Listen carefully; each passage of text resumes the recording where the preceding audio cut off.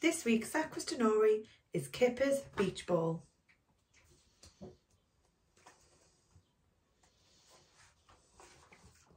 One morning, as Kipper was pouring out his cornflakes, a thing dropped into his bowl. A colourful, wrinkly sort of thing. Kipper picked up the thing and looked at it. He sniffed it. It had a nice, plasticky sort of smell.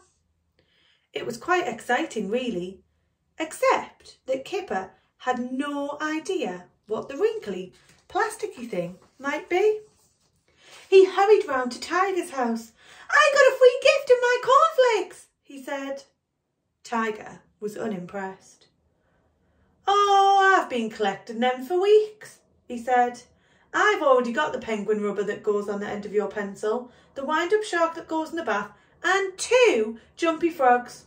They're just for fun. The only one I haven't got yet is the ball. What's yours then?" Kipper held up the thing.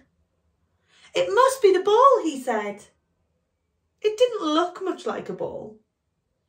It didn't look much like anything. "I thought balls were supposed to be round and bouncy," said Tiger. Kipper bounced the thing.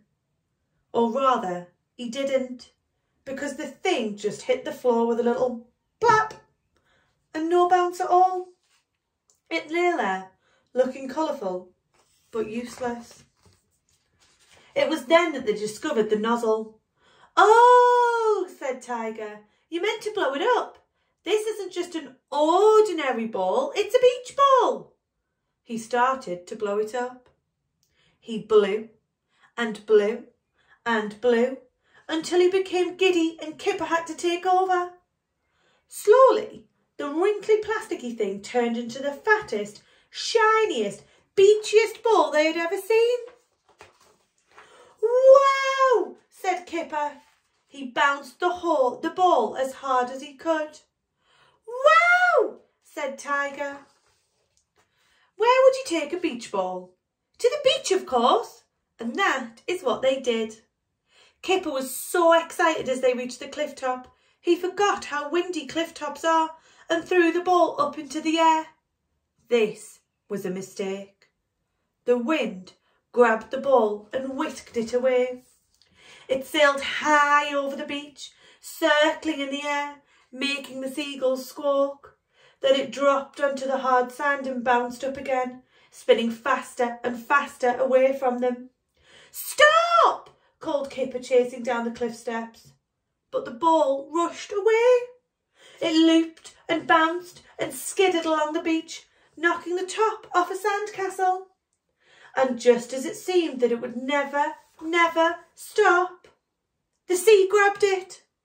And for a moment it stopped spinning, as if to catch its breath, before a wave whooshed up the beach and sucked it into the surf. "Come back!" shouted Kipper. But by the time Kipper and Tiger reached the water's edge, the ball was bobbing far out among the waves. "Come back!" And strangely, the ball seemed to do as it was told.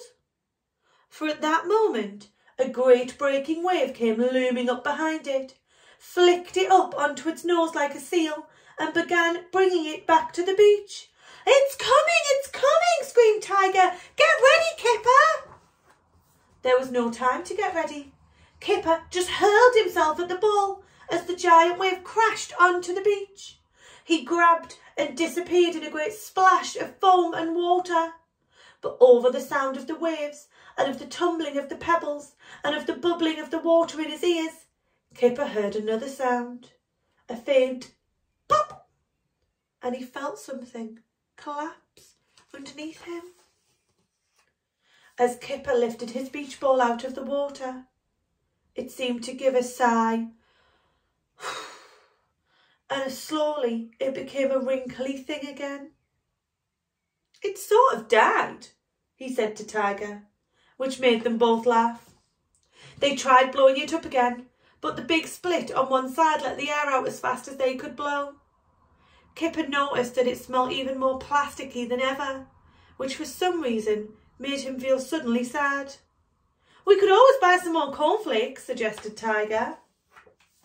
So they hurried home to buy more cornflakes and ran all the way to Kipper's house with 6 whole boxes, which they emptied straight onto the floor. But all they found was 3 penguin rubbers, 2 wind-up sharks, 1 jumpy frog and lots of cornflakes. Over the next 3 weeks, Kipper ate nothing but cornflakes. Cornflakes for breakfast and cornflakes for dinner too. But there was no beach ball, and in the end, Kipper stopped looking. Even so, each time he gets a new box of cornflakes, Kipper sniffs the box just before opening it, just in case there is a nice plasticky sort of smell coming from inside. The end.